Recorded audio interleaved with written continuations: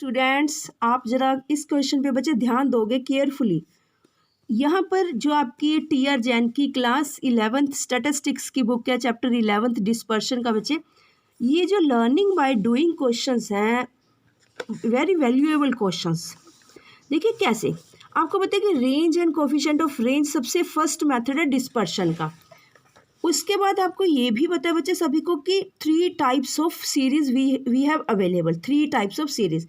यहाँ इन्होंने first, second and third question में क्या किया, ओनली इंडिविजुअल सीरीज के क्वेश्चंस दे दिए, 3 क्वेश्चंस।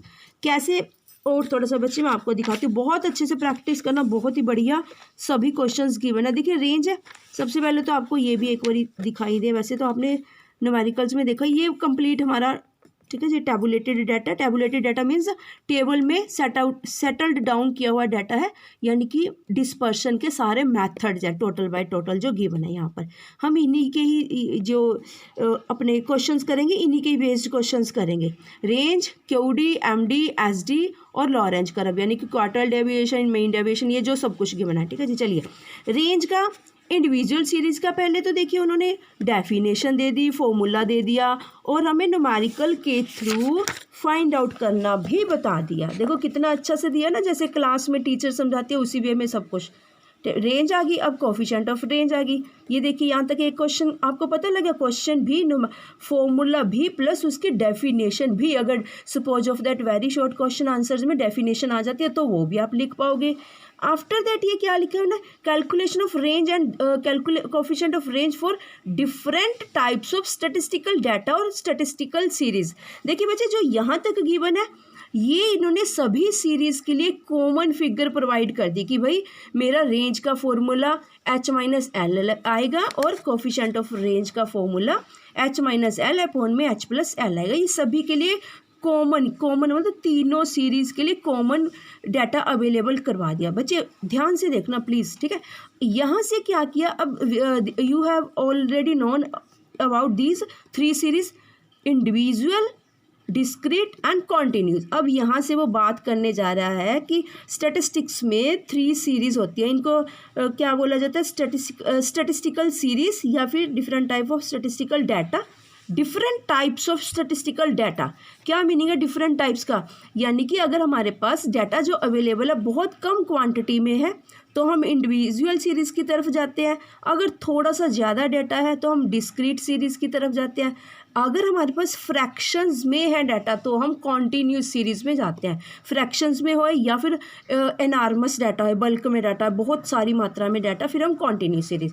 चलिए अब देखिए इसी के अकॉर्डिंग, ठीक है, सबसे पहले उसने कौन सी सीरीज ली, ध्यान से देखिए बच्चे, अनग्रुप्ड डाटा भी कहते हैं इंडिविजुअल सीरीज। इंडिविजुअल सीरीज की क्या पहचान है, बस एक सिंगल लाइन में डाटा गिवन रहेगा। सिंगल लाइन में डाटा गिवन का क्या मीनिंग है, सपोज ऑफ दैट मेरी क्लास है 11th क्लास है कॉमर्स की, उनमें सिर्फ 10 स्टूडेंट्स हैं, सपोज ऑफ दैट बस 10 स्टूडेंट्स का हमने डाटा लिख लिया।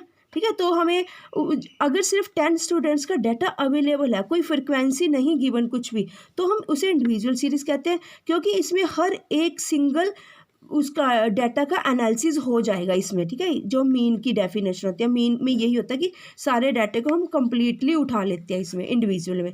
उसके बाद बच्चे इसका ये क्वेश्चंस वगैरह ये आपको, ठीक है, ये भी पता है सारा क्वेश्चंस। कोफिशिएंट ऑफ रेंज उन्होंने यहाँ पर फ्रैक्शंस में इसकी वैल्यू आ गई। अब क्या किया, यही वाले जो सिर्फ एक उन्होंने क्वेश्चन किया, उसी के बच्चे 3 डिफरेंट टाइप्स के, देखिए तीनों की शक्ल देखिए, हल एक ही वे से होंगे पर सो दैट कि स्टूडेंट्स पजल ना हो, उनकी अच्छे से प्रैक्टिस हो जाए। 3 डिफरेंट टाइप्स का, लुक वाइज डिफरेंट है बट आएंगे सेम। ठीक है, कि देखो स्मॉलेस्ट टू हाईएस्ट, यानी कि ईजीएस्ट टू टफेस्ट, ऐसे करके है। ठीक है, ये काम नहीं बढ़ा इनका। सेकंड चलिए डिस्क्रीट एंड फ्रिक्वेंसी एरेज भी बोलते हैं बच्चे। साथ साथ आपने एमसीक्यूज के क्वेश्चन लर्न करने हैं, क्योंकि आपको बहुत सारे, यानी कि ऑलमोस्ट 22 क्वेश्चन एमसीक्यूज के आने हैं। ठीक है, ये किसी स्टूडेंट्स को भी नहीं पता होता जब तक आप थोरोली पूरा चैप्टर रीड नहीं करोगे, उसको अंडरलाइन करते जाना कि इनको क्या क्या बोलते हैं। डिस्क्रीट सीरीज भी, फ्रिक्वेंसी एरेज भी बोलते हैं, जैसे अपने इंडिविजुअल सीरीज को अनग्रुप्ड डाटा भी बोलते थे।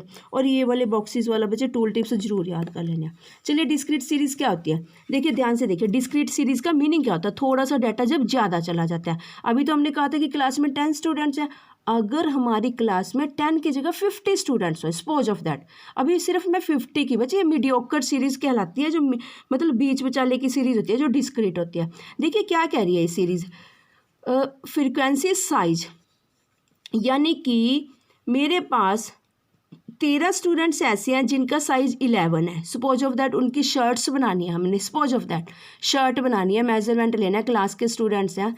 24 स्टूडेंट्स ऐसे हैं जिनका साइज़ 12 है, ठीक है। आप एक चीज़ और भी नोटिस करना ना बच्चे, आसपास के ही होंगे ना सारा साइजेस, क्योंकि एक क्लास का हम डाटा ले रहे हैं। 15 स्टूडेंट्स ऐसे हैं जिनका साइज़ 14 है। शर्ट्स हमने अपना टेलर को बुलाया हुआ है स्कूल में यूनिफॉर्म का साइज के लिए, सपोज मान के चल रहे हैं, क्योंकि पूरे स्टैटिस्टिक्स में डाटा में ऐसी ऐसी सपोजिशंस ही करके चलेंगे, ठीक है जी। वेरी ब्रॉड कंसेप्ट है, फिर से बता रही हूँ बच्चे मैं आपको। 13 स्टूडेंट्स ऐसे हैं जिनका शर्ट का साइज 15 है। 16 स्टूडेंट्स ऐसे हैं जिनका शर्ट का साइज 16 है। तो हम ऐसे करके फ्रिक्वेंसी, ठीक है, टोटल फ्रिक्वेंसी हो जाती है। पर यहाँ पर रेंज के क्वेश्चंस में हमें किसी चीज़ से कुछ नहीं लेना, यानी कि जो फर्स्ट लाइन होती है उसी को ही कंसीडर करके चलना। याद रखना बच्चे, वेरी इंपॉर्टेंट टॉपिक है। अगर आप ऐसे सेपरेट करके इसको नहीं अच्छे से करोगे तो आप कंफ्यूज हो जाओगे, ठीक है। आपने ध्यान रखना ये यूजलेस गिवन है हमारे पास, ये जो फ्रीक्वेंसी सीरीज़ है ना बच्चे, ये वाली फ्रीक्वेंसी सीरीज़ यूजलेस है, इसका कोई काम नहीं है, सिर्फ रेंज के क्वेश्चंस में याद रखना। तो हमें लोएस्ट फिगर हमारी क्या है 10 और मैक्सिमम 18, यानी कि हमारा जो डाटा है कहाँ से कहाँ तक फैला हुआ है, फैलावट कितनी है उसकी, डिस्पर्शन कितनी है उसकी, ठीक है जी। डेविएशन क्या होता है कि इनमें कितना डेविएट हो रहा है, नंबर्स न्यूमेरिकल डाटा में डेविएट मतलब एक का हो रहा है, एक का, इनमें सभी में एक एक का हो रहा है, ठीक है। हो सकता है कि मान लो 15 यहाँ से स्किप कर देते, ठीक है, जरूरी नहीं है, कर सकते थे कि मान लो 15 इंच की शर्ट्स वाला कोई स्टूडेंट ही नहीं है, ठीक है। चलिए बस, ठीक है। अब बच्चे हम क्या करेंगे, रेंज फाइंड आउट कर लेंगे। रेंज कितनी है, 18 - 10 8, कोफिशिएंट ऑफ रेंज कितना आ गया 0.29, यानी कि 8/28 कराइए। अब फिर से क्या करा उन्होंने, इसी से रिलेटेड हमें यहाँ पर लर्निंग बाय डूइंग के क्वेश्चंस दे दिए। ध्यान से देखना, फर्स्ट क्वेश्चन में बच्चे ये हमारे लिए यूजलेस डाटा है, ठीक है, ध्यान रखना, क्योंकि रेंज के क्वेश्चंस है, रेंज में उन्होंने इस चीज़ को कुछ नहीं लेना, क्योंकि उनमें बेसिकली बच्चे बात यह है कि उनके यहाँ पर कुछ ऐसा जो फॉर्मूला सेटल डाउन किया है उसमें कुछ ऐसा वेरिएबल्स ही नहीं है कि जो हम ये वाली सीरीज़ भी उठा सके, ठीक है। बाकी फॉर्मूलेज में हम लेंगे ये, बस ये तो वेरी इजी सा क्वेश्चन है। 70 - 10 60 आ गया 60, और after that we will calculate the coefficient of range. Coefficient of range आपको पता है 70 - 10 60, 70 + 10 80, यानी कि 60 + 80 यानी कि 0.75, ठीक है। फिर भी चलो मैं आपको दिखाती हूँ, यानी कि हमारा रेंज का लर्निंग बाय डूइंग का 4th क्वेश्चन है। ध्यान रखना बच्चे, सभी क्वेश्चन आपने करने हैं खूब अच्छे से, ठीक है। देखिए छोटा सा क्वेश्चन है, ध्यान से देख लीजिए, बस आपको वैसे हो चुका है आपका, ठीक है, पर फिर भी थोड़ा सा देख लीजिए कि रियल में frequency of series not taken into account. ध्यान रखना, बिल्कुल ध्यान रखना, बिल्कुल बच्चे इसका, ठीक है जी। ये आ गया, रेंज आ गया 60 आ गया, कोफिशिएंट ऑफ रेंज हम कैसे फाइंड आउट करेंगे 0.75, बस यही क्वेश्चन था, very small, very easy, simple सा।